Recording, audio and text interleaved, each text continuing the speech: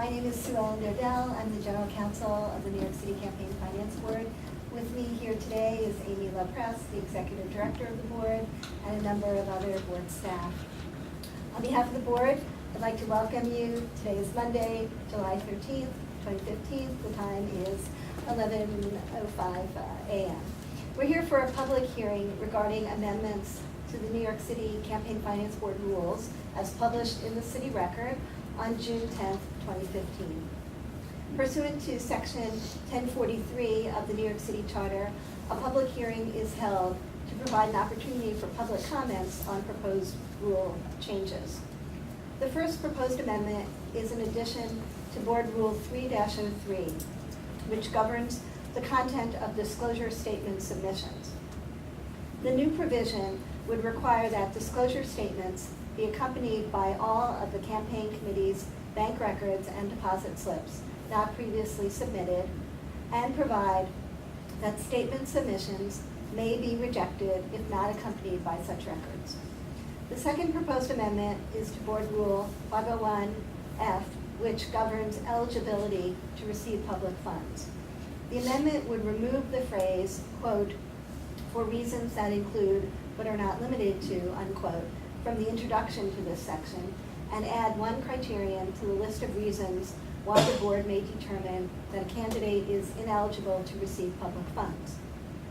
The new addition to the list would be that a participating candidate or that candidate's agent has, quote, engaged in conduct detrimental to the program that is in violation of any other applicable law, unquote.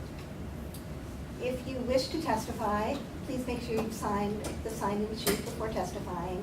A stenographic transcript is being made of this proceeding and will be made part of the public record for the rulemaking.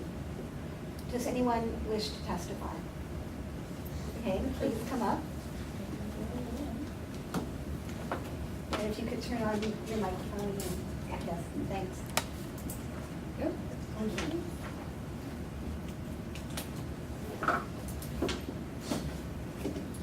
Hi, I'm Lauren George with Common Cause New York. So I'll make this brief as you have my testimony before you. But essentially, Common Cause has fought for many years to strengthen public participation in our institutions of self-government all across the country. We're the New York chapter of Common Cause here doing state and local campaigns. But Common Cause is a leading supporter of public financing of elections and fighting for campaign finance reforms across the country. We have been involved in helping to craft and pass virtually all of the public financing of election systems that are functioning at the state and national level, as well as numerous municipal systems. We're currently working with a committee in Buffalo to try to craft a local public financing system there, based largely on the New York system. So New York City's model public financing program has thrived so well for these past 25 years due to the rigorous oversight that the CFB provides. And the auditing process is really essential to help ensure that the funds are used the same way and fairly by all campaigns. So today's rule proposed by the board to require that campaign disclosure statements be accompanied by all the campaign committee's bank records would be a valuable change. So essentially, requiring the disclosure of bank records would help the CFB make timely determinations whether a candidate committee is following the rules to remain eligible to participate in the public matching funds program. This change will allow the CFB to inform campaigns of reporting and documentation discrepancies earlier in the election cycle. Sorry, excuse me, can you just Lower? I'm sorry. Sure. Thank you. Because of the chances of being audited are so high, this proposed rule would simply help candidates and their treasurers better prepare for the possibility of audit and preclude the post-election audit scramble. Though campaign treasurers should always follow best accounting practices and maintain all bank statements and records anyway, this rule change could also allow treasurers to utilize digital storage by submitting records up front. As the CFB's early reviews in the 2013 campaign season showed, there were over $1 million in unreported or misreported transactions. The CFB sent reconciliation reports to campaigns that led to amended disclosures.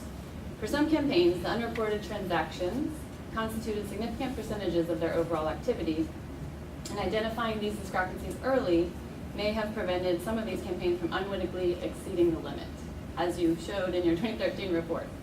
So today's proposed rule seeks to address this need for timely resolution of discrepancies. It also mitigates bureaucratic burdens, making less work for all parties involved by allowing the CFB to provide campaigns with constructive feedback and the opportunity to take corrective action before it's too late. This new rule would make New York City's program the most proactive and rigorous in improving the quality of public disclosure of campaign spending. Other localities' public financing programs require campaigns to maintain all bank records, but a quick review showed that they do not require direct submission of bank statements. I wasn't able to find any other locality that does this. Montgomery County, Maryland's new program requires campaigns to submit bank records only upon request, as do many others. In Los Angeles, candidates must report bank account information in their statement of organization form to participate in the program, but are not required to disclose bank records with every disclosure statement. Arizona's Clean Elections program requires the candidates maintain records, and so on. It's the same for most every program that I researched. Similarly, Connecticut's Citizens Election program, participating candidates are required to maintain all bank and expenditure records and keep a copy set prepared to give the commission, but only if they're audited. And 50% of candidate committees are audited in the Connecticut program, roughly. So Common Cause supports this rule and thinks that it will be a beneficial advancement. Although obviously it'll be a new requirement, it'll help public disclosure. Also, given the recent and ongoing corruption scandals that plague our city and state politics, the other proposed rule adding a new criterion for ineligibility is a sensible catch-all provision that could assist the CFB in deeming a candidate ineligible for public funds if fraud or egregious conduct is brought to light. It's essential that the CFB maintain public trust in New York City's public program by rigorous ethical standards and strict accounting practices. Common Cause New York appreciates the opportunity to address the CFB today on this important issue. Given the high amounts of public money being allocated for this purpose, $38.2 million was given out to 149 participating candidates in 2013. We encourage the increased public disclosure of candidate campaigns. I'm confident that these rules will further strengthen the city's public financing system. Thank you. Thank you. Does anyone else wish to testify?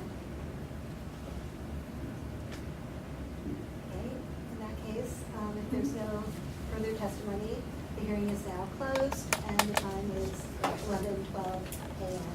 Thank you all for coming.